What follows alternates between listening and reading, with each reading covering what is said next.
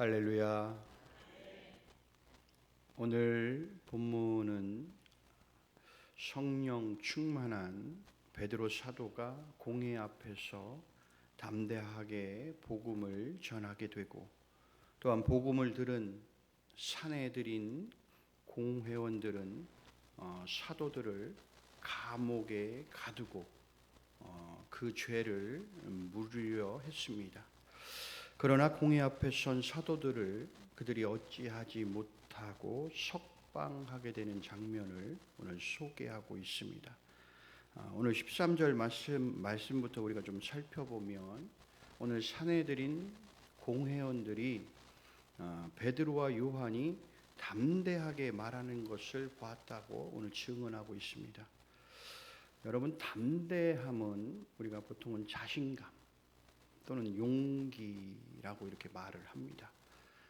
그런데 우리가 잘 생각해야 할 것이 무엇이냐면, 세상이 이야기하는 담대함과 그리스도인의 담대함은 분명히 차이가 있다라는 겁니다.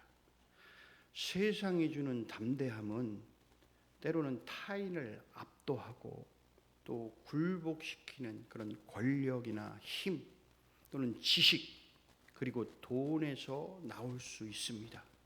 그러나 믿음의 사람에게 주어지는 이 담대함은 성령 하나님을 통해 주시는 하나님의 능력과 권세에서 나온다라는 겁니다.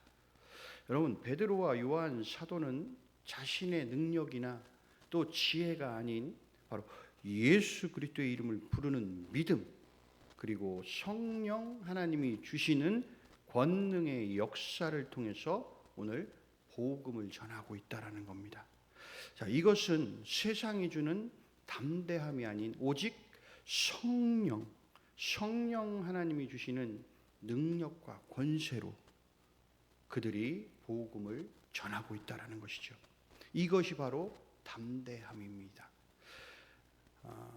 우리가 천국에 이르기까지 세상과 맞서 싸울 담대함을 우리가 지녀야 하고, 언제든지 우리는 혈과 육이 아닌 주님의 복음을 들고 세상과 맞서 싸워 이겨내는 십자가 군사가 되어야 된다는 것입니다. 오늘 13절을 보면 베드로와 요한을 본 사람들의 반응이 나타나는데, 무슨 반응이냐면, 이 사람들은 본래 학문 없는 범인으로 알았다가 오늘 이상하게 여겼다라고 이렇게 표현을 하고 있습니다. 자, 처음에는 이 사람들이 갈릴리라는 시골 마을에 그저 물고기나 잡으며 살았던, 그냥 학문적으로 바라볼 때는 그냥 저평가할 수밖에 없던 그들이 오늘 어떻게 이 사람들이 담대함을 가지고 예수의 이름으로 기적을 일으킬 수 있었을까? 전문적인 학문을 그들이 배운 적도 없는 그들이 많은 사람들 앞에서 복음을 전하고 지식이 뛰어난 오늘 사내들인 이 공회원들 앞에서도 주저함 일도 없이 자신 있게 변론하는 모습들을 보면서 그들이 깜짝 놀랐다라는 거예요. 자, 우리가 예수님을 믿는데 여러분, 나이 제한이 있습니까? 없어요.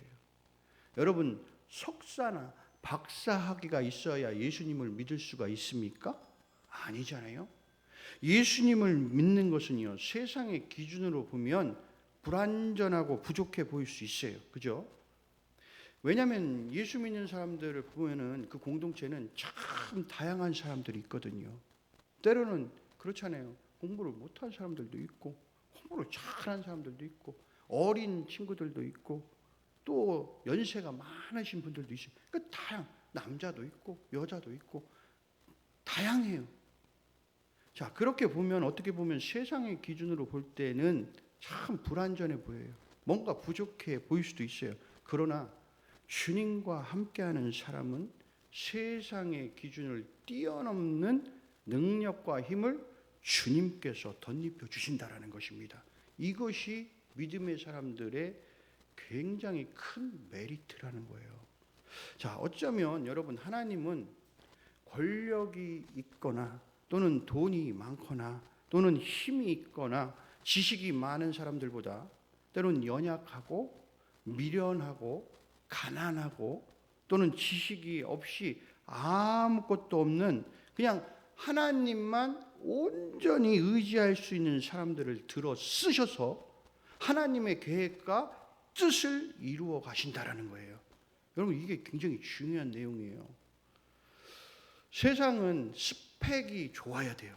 그래야 대기업을 들어가거나 하여튼 좋은 직장에 취업을 할 수 있어요.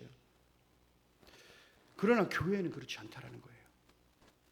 예수님을 믿는 사람들, 이 모든 사람들에게 주어지는 하나님의 능력은 지식이 없어도, 연약해도, 미련해도, 가난해도 어쩌면 더 그들에게 하나님은 역사하시고 그들에게 능력과 힘을 주셔서 그들을 통해서 하나님의 놀라운 하나님의 나라를 만들어가게 하신다라는 겁니다. 왜 그럴까요? 여러분, 그런 부족함과 연약함이 오히려 하나님의 능력을 빛나게 한다라는 거예요. 그리고 하나님의 능력을 드러나게 한다라는 거예요. 여러분, 우리는 이렇게 하나님의 능력을 빛나게 하고 드러내는 도구가 될 수 있기를 바랍니다. 오늘 13절 하반절 말씀을 보면 이런 이야기가 나와요. 말씀이 전에 예수와 함께 있던 줄도 알았다라고 이렇게 얘기를 해요. 이게 공회원들이 그것을 이야기하는 겁니다. 자, 그런데 사도들이 예수님과 함께 있었기 때문에 이토록 큰 능력을 발휘할 수 있다라는 사실을 반증하는 말씀이기도 해요. 이게 그러니까 공회원들이 감추고 있는 거예요. 알고 있거든요. 자, 공회원들은 예수님이 하나님의 아들이신 것, 그리고 그들이 기다리던 구원자라는 것을 그들은 알았어요. 왜냐하면 예수님께서 공생애를 통해서 병자들을 치유하고 귀신을 쫓아내고 때로는 죽은 자도 살리시고 많은 기적들을 행하셨어요. 그러한 모든 것들이 하나님의 능력이 아니면 할 수 없는 것들이기 때문에 그래요. 그래서 그들은 이미 저 예수가 하나님의 아들이구나 하는 것을 알았습니다. 그러나 그들은 자신들의 욕심, 탐욕, 기득권을 내려놓지 못해서 결국 백성들을 선동해서 예수님을 십자가에 못 박은 겁니다. 그래서 오늘 공회원들은 이들이 예수와 함께 있던 자들이구나, 저들이 예수의 제자들이구나, 하나님의 아들 예수와 함께 있던 자들이구나 라는 걸 아는 거예요. 그래서 이들이 하나님의 능력을 힘입어 지금 능력을 행했구나 라는 것을 자신들의 깊은 곳에 숨겼던 이 사실들을 감추듯이 표현한 말씀이라는 거예요. 사랑하는 성도 여러분, 예수님과 함께하는 삶이란 여러분 단순히 그냥 과거에 예수님을 따랐던 기억에 그치는 것이 아니에요. 현재도 그리고 미래도 계속해서 예수님과 함께 동행하면서 그분의 뜻을 따라 능력의 삶을 살아가는 것을 의미한다라는 것입니다. 여러분, 베드로와 요한 사도가 예수님과 함께하며 주님의 능력을 체험했고 그 경험을 통해서 오늘 담대하게 하나님의 예수의 이름을 부르면서 그곳에 하나님의 능력을 행하게 되었습니다. 여러분, 저와 여러분도 예수님과 함께하는 삶을 통해서 주님의 능력과 인도하심을 경험할 수 있기를 간절히 소원합니다.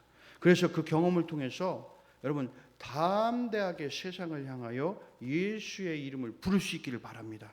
그 세상을 변화시키는 귀한 도구로 사용되기를 간절히 소원합니다. 15절과 16절 말씀에서 사도들이 행한 기적에 대한 유대 종교 지도자들의 반응을 좀 볼 수가 있는데 그들은 예수님의 이름으로 병자를 고친 사건을 부인할 수 없다라고 이야기를 해요. 기적이 너무나도 분명했고 또 오늘 병을 치료받은 그 안진뱅이가 그 자리에 증인으로 서 있었어요. 그리고 또한 사도들이 외친 그 복음이 많은 사람들에게 이미 다 알려져 있었다라는 거예요. 그래서 그 누구도 그것을 부정할 수가 없었다라는 겁니다. 그래서 이 부분에서 중요한 것은 뭐냐면 사람들은 하나님이 하신 일, 즉 하나님의 사역은 아무리 억누르려 해도 부인할 수 없다라는 거예요. 여러분 우리 삶에도요, 잘 생각해 보세요. 때때로 하나님의 일을 설명하거나 이해할 수 없을 때가 있어요. 그렇죠? 하나님께서 하신 일은요, 결국 사람들에 의해서 드러나게 돼 있습니다. 하나님이 행하시는 일은 사람들의 의도와 상관없어요. 그냥 자연스럽게 하나님의 일이라는 것이 드러나게 되어 있습니다. 그것을 부인하는 것 자체가 불가능하다는 거예요.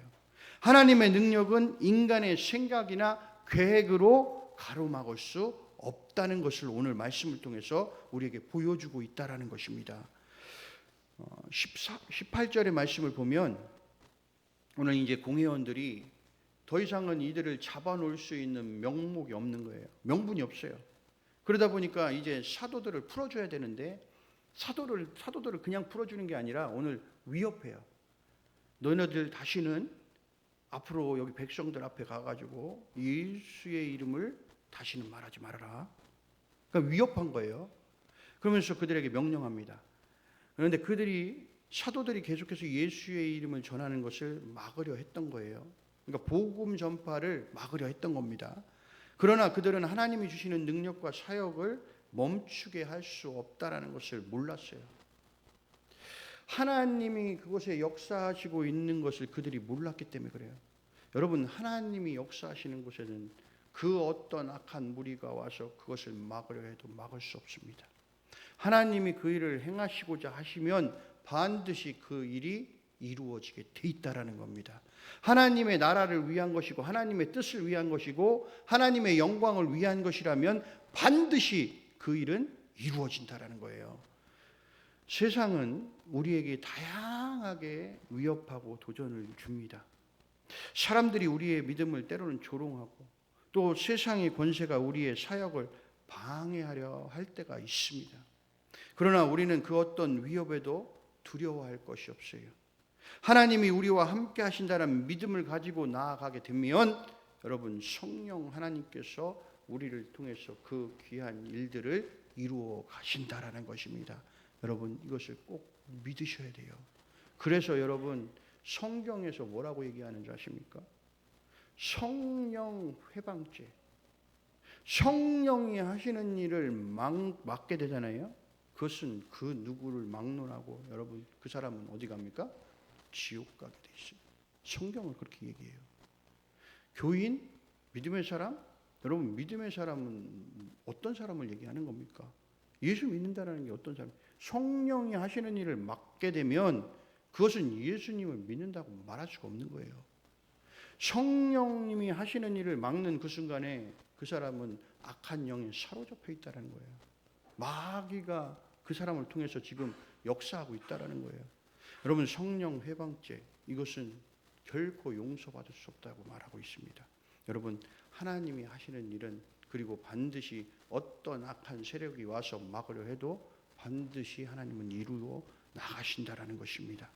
여러분 19절의 말씀을 보면 베드로와 요한이 이렇게 대답을 합니다.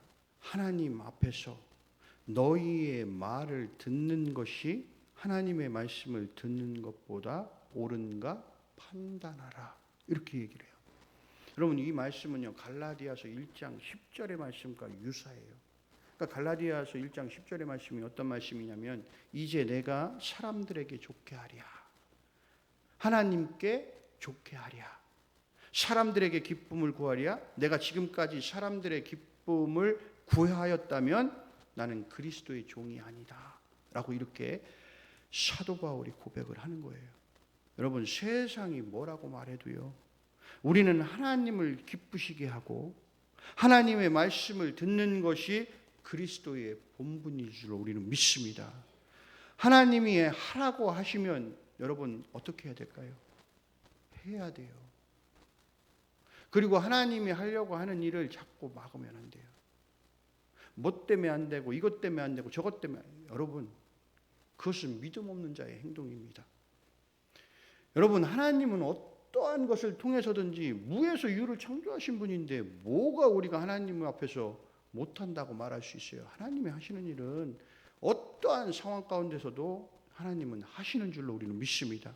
그래서 우리는 그것을 온전히 바라보고 하나님이 하시는 일이요, 하나님이 오늘도 이곳에서 역사하셔서 이 일을 반드시 이루어 나가실 것이라는 것을 믿고 나아가면 반드시 그 일을 우리는 이루어 낼 수 있다는 것입니다. 여러분, 우리는 세상의 기준과 때로는 다를 수도 있어요. 그것이 바라보는 것이. 하나님이 오늘 이렇게 하라고 말씀하셨는데 우리가 내 기준으로 바라봤더니 이게 아니야, 이게 안 될 것 같아, 이거는 맞지 않아 라고 본인 생각, 내 생각, 여러분 이건 내 생각, 절대 내 생각이 거기에 개입돼서는 안 돼요. 하나님 말씀에 의해서 기준을 삼고 그것이 진리라면 그것은 당연히 해야 할 일이에요. 그렇게 될 때 여러분들 거기 반드시 하나님께서 역사하시고 그 일들을 반드시 이루어 가신다라는 것입니다. 그러니까 사도들이 뭐라고 얘기합니까? 20절에 뭐라고 대답해요? 우리는 보고 들은 것을 말하지 아니할 수 없다, 이렇게 얘기하잖아요. 우리는 내가 봤는데, 그거 내가 들었는데 내가 어떻게 말을 하지 않을 수 있느냐. 여러분, 세상 속에서 여러분들 반드시 이러한 모습으로 살아갈 수 있어야 돼요. 내가 봤는데 들었는데 아니라고, 조작이라고, 여러분 그렇게 말하면 안 되는 거예요. 거짓말하면 안 되는 거예요. 다른 100명, 1000명, 10,000명이 다 그거 아니라고 얘기해도 내가 들었을 때 그게 맞다면 여러분 맞다고 이해하고 대답할 수 있어야 돼요. 우리 그리스도인은 그게 믿음의 사람들의 모습이에요. 오늘 베드로와 요한이 그거예요. 야, 내가 들었는데, 야, 내가 봤는데 예수님이 십자가에 죽으신 거, 나를 위해서 죽으신 거 봤는데, 예수님이 3일 만에 부활하셔서 나에게 오셔서 나에게 평안하냐? 라고 물으신 거 봤는데, 그 보고 들은 것, 예수님의 말씀을 들은 것, 내가 전하는 거 당연하다는 거예요. 어떻게 내가 그걸 말하지 않을 수가 있냐는 겁니다. 오늘 사도들은 그 어떤 위협에도 굴하지 않아요. 죽어도 괜찮아요. 예수 그리스도 이름을 전하는 일을 멈추지 않겠다라고 지금 말하고 있는 겁니다. 왜냐하면 그들은 구속의 증인이에요. 부활의 증인이에요. 그리고 그들은 승천을 목격했고 다시 오시겠다라는 재림의 주님의 약속을 거기서 주님과 함께 약속을 했고, 그리고 주님을 바라보면서 주님이 다시 오실 것을 믿음으로 확신한 사람들입니다. 예수 그리스도가 하나님의 아들이시고 인류의 구원자이라는 것을 그들이 봤다고요. 주님이 친히 말씀하신 것들을 들은 증인이기 때문에 그들이 말하지 않고는 견딜 수가 없다라는 거예요. 우리들도 마찬가지로 이렇게 말하지 않고는 견딜 수 없어야 돼요. 여러분 구원받았죠? 구원받았어요? 근데 우리는 왜 입을 함구해요? 함구하면 안 돼요. 말해야 돼요. 인류의 구원자는 하나님 예수 그리스도이시다. 주님만이 우리를 구원하시는 분이다. 여러분 예수 안 믿으면 지옥 간다. 여러분 견딜 수 없이 이 안에서 불타올라야 됩니다. 오늘 베드로와 요한이 그와 같아요. 지금 여러분 세상은요, 우리가 전하는 복음을 방해하려 할지라도 반드시 하나님은 구원의 복음이 전파되고 열매가 맺도록 일하실 겁니다. 여러분 이걸 우리가 확신 있게 믿고 나가야 돼요. 내가 복음의 증인으로 예수 그리스도를 전할 때 그곳에 하나님이 반드시 역사하실 거고, 그래서 그곳에 반드시 하나님께서 열매 맺게 하실 거라는 것을 믿고 나아가야 된다는 거예요. 의심하지 마십시오. 반드시 하나님이 하실 거라는 것을 믿고 나아가면 우리는 그저 뭐 하면 됩니까? 증언하고 나가면 돼요. 증인이 되면 된다라고요. 내가 예수님을 믿었으니 구원받았으니 당신들도 예수 믿고 구원받아야 합니다. 내가 천국 백성이 되었으니 당신들도 천국을 소유한 자들이 되어야 합니다. 라고 여러분 전해야 됩니다. 여러분 마음속에 얼마나 여러분 생각해 보십시오. 지금은 몰라요. 지금은 잘 몰라요.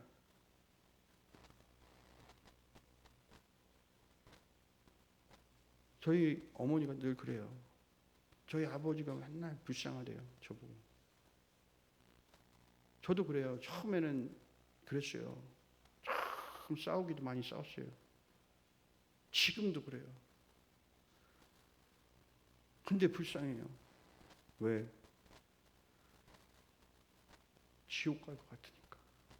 불쌍하다고. 다른 게 불쌍한 게 아니라. 다 살았어 이제.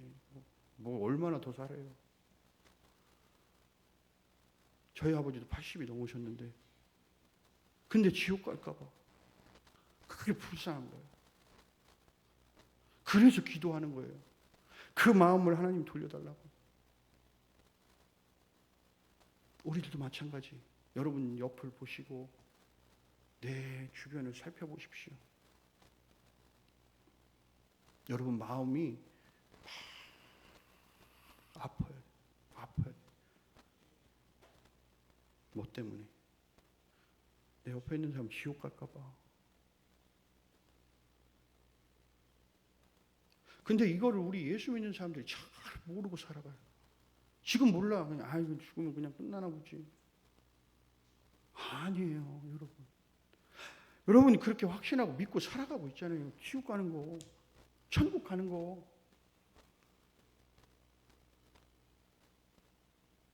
여러분,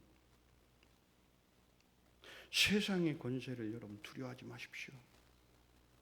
여러분 하나님이 주신 사명, 여러분 성령 하나님의 권능을 통해 여러분 힘있게 이루어나가는 귀한 전도자로 살아가기를 간절히 소원합니다. 말씀 한 구절 읽겠습니다. 내가 달려갈 길과 주 예수께 받은 사명 곧 하나님의 은혜의 복음을 증언하는 일을 마치려 하면은 나의 생명조차 조금도 귀한 것으로 여기지 아니하노라. 아멘. 여러분 사도 바울이 고백한 겁니다. 예수 믿고 회심한 이후 그는 이제 예수님을 위해서라면 생명도 내어놓을 준비가 되어 있다라는 거예요. 여러분 준비되셨어요? 생명 내어놓을 준비 되셨었냐고요? 사실 우리 앞에 다가오면 무서워요. 무섭다고요. 그러나 우리는 생명을 내놓고 복음 증거에 앞장서야 됩니다. 여러분 이제 오늘 이 말씀과 같이 여러분이 열심히 달려가고 있어요. 그 예수님께 받은 사명, 여러분 하나님의 은혜의 복음을 증언하는 그 일에 마치기까지 여러분 나의 생명 귀한 것으로 여기지 않습니다. 여러분 주님께 다 내어놓습니다. 주님이 그러면 내가 주님 내려놓으면 주님은 뭐 하신다고요? 살려주신다고요. 살려주신다고. 나 살고자 하면 여러분 우리는 죽는 거예요. 내가 주님 앞에 죽고자 하면 주님은 우리를 살려주시는 겁니다. 우리의 영혼이 살아야 되잖아요. 우리 모두 늘 주변을 살펴보면서 그들에게 예수 그리스도의 복음을 전하며 살아가는 귀한 믿음의 자녀가 되기를 주님의 이름으로 간절히 소원합니다.